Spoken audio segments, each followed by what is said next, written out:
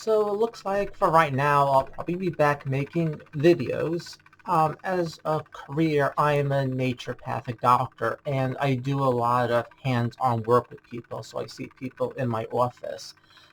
So what this lockdown situation has effectively done is put me out of business. The tiny amount of people I will be seeing soon really is like nothing. New York State is supposed to give me this pandemic unemployment, which is the last thing I ever wanted or had any thought that I would ever like go to the state for, considering that I'm a self-employed business owner. They have not sent me shit.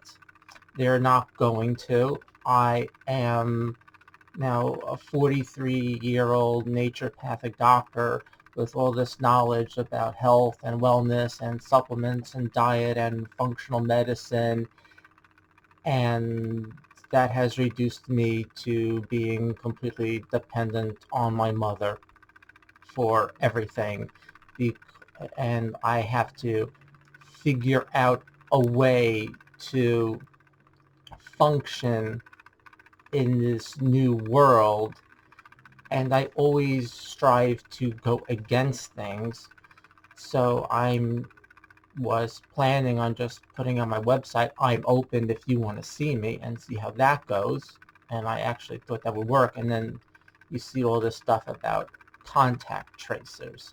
The idea that we're going to have people with permanent positions working for the state, and if someone is sick with whatever, then a state bureaucrat, a state medical Gestapo agent, will come to you and interrogate you of everyone that you've been in contact with, and then seek to quarantine and enforce medical procedures on anyone who's been in contact with you. This is insane. And I'm looking at this and it's like, well, how would I work if anyone who ever saw me was sick, and then they'd be like, oh, I saw this naturopathic doctor? Or how would a chiropractor work? How would a massage therapist work? How would an acupuncturist work? How would anyone in natural health who does hands-on work function? And the answer is you can't. Within the confines of these social rules being dictated, it's not simply natural healthcare professionals who cannot function, but it's lots of professions and jobs that can't function. And, there's been a debate about 1984 versus Brave New World.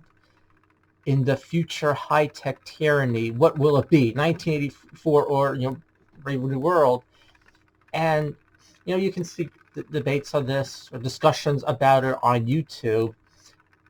And I think the idea that people were having is, Orwell was, maybe I should set this more, that Orwell was really scary, and not that Brave New World was a place you wanted to live in, but it's easier to make people happy rather than just terrorize them. So almost like, don't worry, even if we have some future tyranny, it'll be Brave New World. You'll just be some idiot having mindless sex with someone. You're not going to feel oppressed.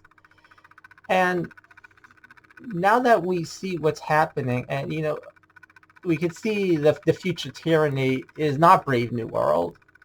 The future tyranny is 1984. And we have these slogans, or we often will use words that exaggerate reality, such as tyranny, or fascism, or calling someone a Nazi. But this right now is a hardcore fascist nightmare. Like, it's not an exaggeration, and we could have lots of discussions analyzing it, but that's what it is. The only kind of caveat to this is there's a lot of freedom of speech or freedom of expression that's still going on. I can go to YouTube and make this video, and at this point YouTube does not have the capability to easily censor things, although they are censoring information. One would have to imagine how far censorship would go. So when this started, what I wanted to do was to not take part in this nonsense, because I never had a moment where I thought that some virus was really going to come and wipe out millions of people or hundreds of thousands of people. I just it's the way I look at the world, the way I understand fear mongering, the way I'm skeptical of government and bureaucrats, my understanding of natural health. I never had any worry about a virus coming in and causing a pandemic. The chance of that happening would be remote. So I wanted to protest this by refusing to take part in it, by continuing to book clients, by continuing to go to my office every day, even if now I didn't have someone that day because everyone canceled. I'm going to go out. I'm going to go on the subway. I'm going to, do marketing work. I actually had to move my office, so that was going to happen one way or the other. So I had a shitload of work to do this last month moving the office. I wanted to simply not participate in the insanity. And, if you think about it, if people in mass did that, then this was not going to work. But of course, that wasn't going to happen.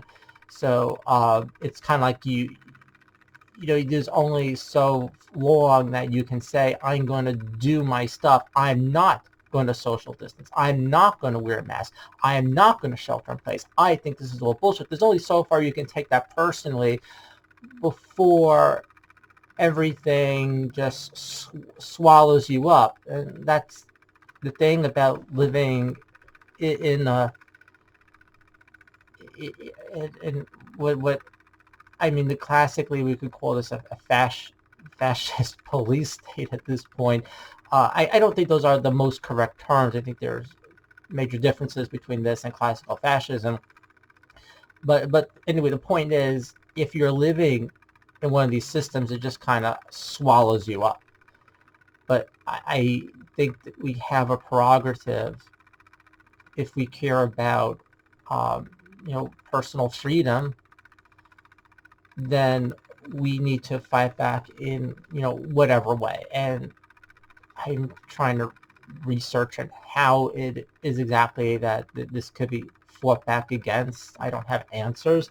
I have my shirt, and I made a video earlier where I showed the front, and I spent like $35, had this custom made. Here I have face mask is slave uniform. So just so people know that's how I feel.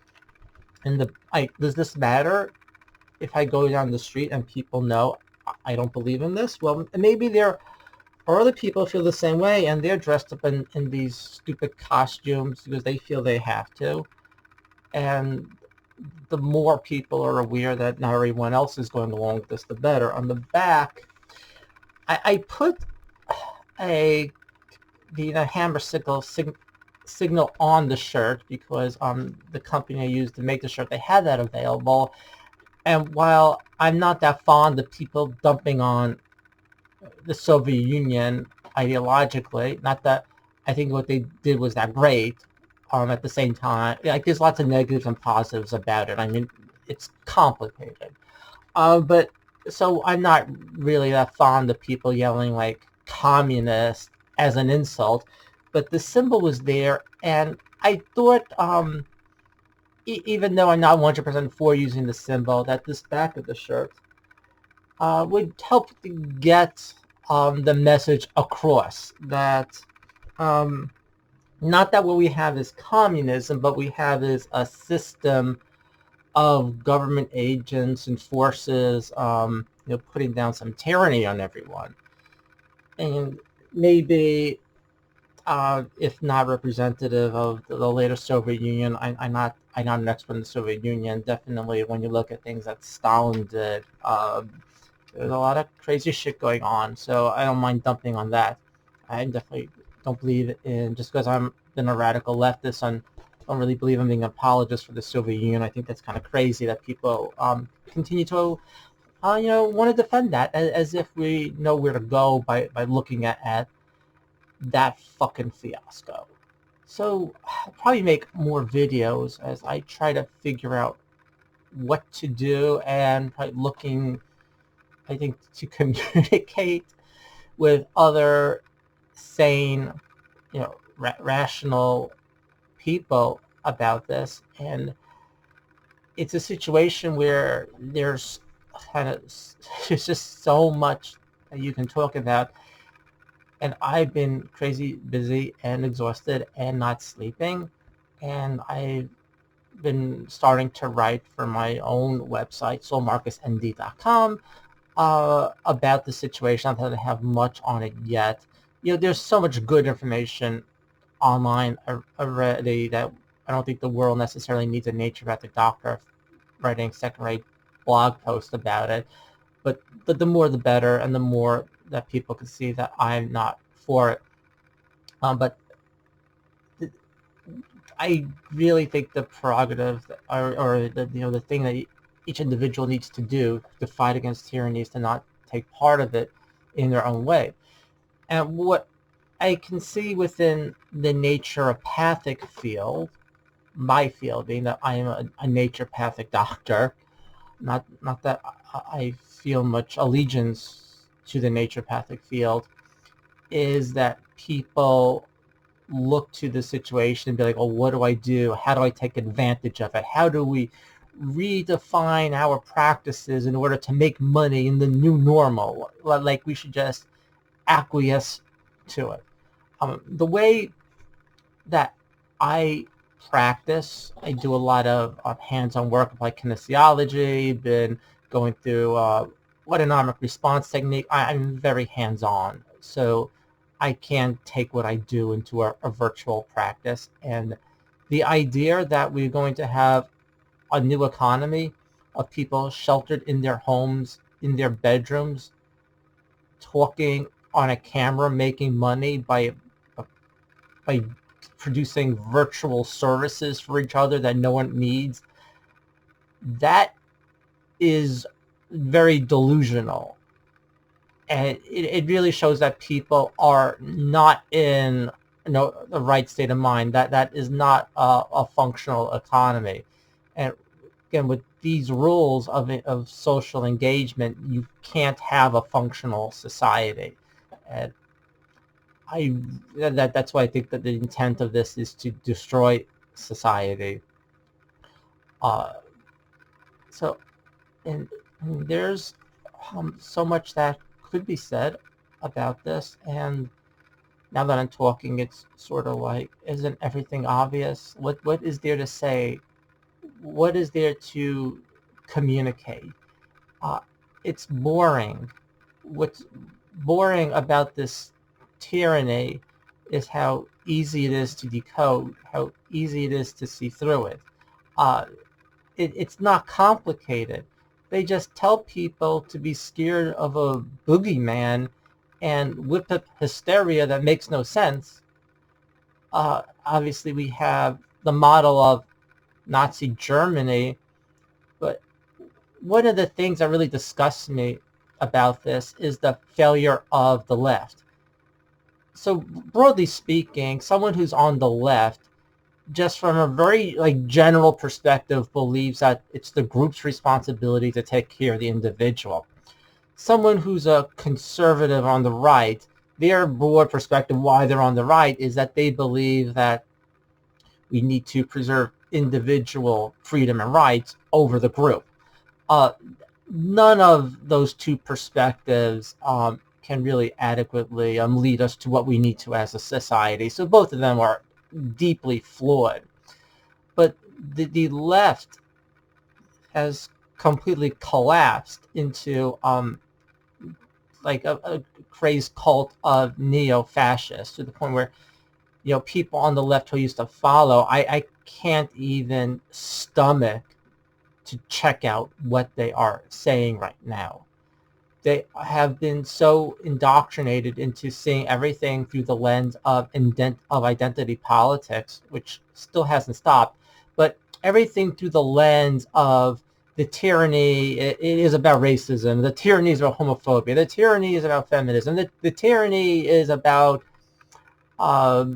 extracting surplus value from the working class. You can say so as a Marxist that when the tyranny comes with a slightly different facade, all of a sudden they have no capacity whatsoever to see through that facade. And of course, that facade is science. Never mind that there is no science behind this. There is no peer-reviewed literature behind this. We have this Hossie guy in D.C. who seems to be the shadow dictator of the country. We have Bill Gates, who is attempting to assert himself as the de facto dictator of the world. If you kind of look at it through controlling these non-governmental organizations and controlling health policy and education policy, like why does anyone listen to these idiots? At the same time, the science is garbage. There's no shortage of actual scientists you can find protesting this. You can go watch the High Wire and see all the science on the TV news being debunked. It's very easy to find information debunking all of this, yet people watch TV in fear. I don't have respect for people who watch mainstream media. It's if you want to do that to yourself, you want to fill your mind with shit, then you have a problem. So I guess I can make more videos coming up about this tyranny, and I appreciate that I made a video earlier today if people want to do like group chats on YouTube, and I got some yeses. So maybe we could be doing that pretty soon, because this is very stressful in multiple ways, from a perspective of how do you work, how do you make money, how do you survive, from a perspective of how do I go outside without being part of this tyranny, from having normal human relationships or interactions being taken away. I mean, humans we're very social creatures, and historically we can see that different religions or method or systems of social control would take away those social relationships in order to control people, and that's part of what's going on. So our being with other people, talking to them, touch, including like non-sexual touch, that's very important for us to be as healthy as we can be. And to see all that being turned into this extreme danger while some dubious virus is going around, it's totally bizarre, and that's another stress. Maybe I can talk a little about some of the science that I go through, as I guess I can try to make content for my actual professional webpage about this. Being that I like to see more naturopathic doctors speak out against this, but for the most part, the way naturopathic doctors work is we're kind of the outsiders of the healthcare industry, and most NDs think that money and success will come to us when we become insiders. So they perpetually want to play this game of selling out the naturopathic field while upholding the naturopathic field. You want to run around and say everyone should do natural health. Oh, by the way, please let us enter the institutions of conventional medicine, which is kind of the schizophrenic, like bipolar, like position that makes little sense that I can't wrap my head around. So you get things like my state association, the New York Association of Naturopathic Physicians, sent an email about how New York State is going to hire all these contact tracers, and NDs are qualified to apply for that. And even though I'm now sitting around depending on my mother and not sure how I can make money in New York State, and probably would have to move if this continues, which it probably will, the idea of applying for a job to be a fascist agent of the state, or more of a fascist agent of the corporations who wish to supplant the state, that is so absolutely disgusting that I couldn't take part of it. But we'll have lots of people who are like, yeah, I'll do that. It's money. There's something in it for me. And that's just one other aspect of this, that with so many people, all they see is what's going on immediately in their surroundings. So you can just get them to follow you with this carrot and stick. You can tell someone, if right now, like if you are out of work because of this pandemic, but if you do this and do a little enforcement of tyranny, we'll give you money. Even though everyone together en masse enforcing the tyranny is what's destroying society, the only thing people see is that little bit that's in front of them right this moment. Yeah, if you take that job for the state, or you take that job for the medical industry, if you can think, if you take any job that is working to enforce this insanity, in the short term it's good for you, but in the long term you are an agent of destroying civilization, which is really what I look at this. Because obviously, for anyone who knows me, I'm not a fan of capitalism. Would consider myself more of a radical leftist, anti-capitalist, but I strongly believe that we need evolutionary change to a better system. And I don't think that you get that evolutionary change by collapsing a system. But the problem is that our system isn't really being collapsed, because a collapse would be everything falls apart. Collapsing the lower and middle, and really much of the even capitalist class, and so all power is concentrated in the hands of Bill Gates and Jeff Bezos. That's not really a collapse, and that's not leading us towards the evolutionary change. What I see is a tyranny control grid that we've never seen the likes of before in history. Because history is full of empires and despots and all this horrible stuff, but as strong as they were at any given time, they were always limited by technology. How much are you going to do in Rome to control your slaves when all you can do is get some guys with swords to keep people in line? Or even before the computers that we have now and the internet and all that, you're limited in how much you could track people. This is a type of level of tyranny that I don't think we can really understand right now. Where, I mean, like, this is really 1984, where they're going to put cameras in your home, which they're doing to all these virtual workers, by the way. They're putting cameras in their homes, and they're going to track their computer use to make sure they're really working. And then we have government agent contact tracers who are going to go around interviewing people to check up on their health. Like, we were tracking with the cell phones, the Internet of Things, the 5G. This is nuts. And so besides the control, besides the tyranny, we have the destruction of health.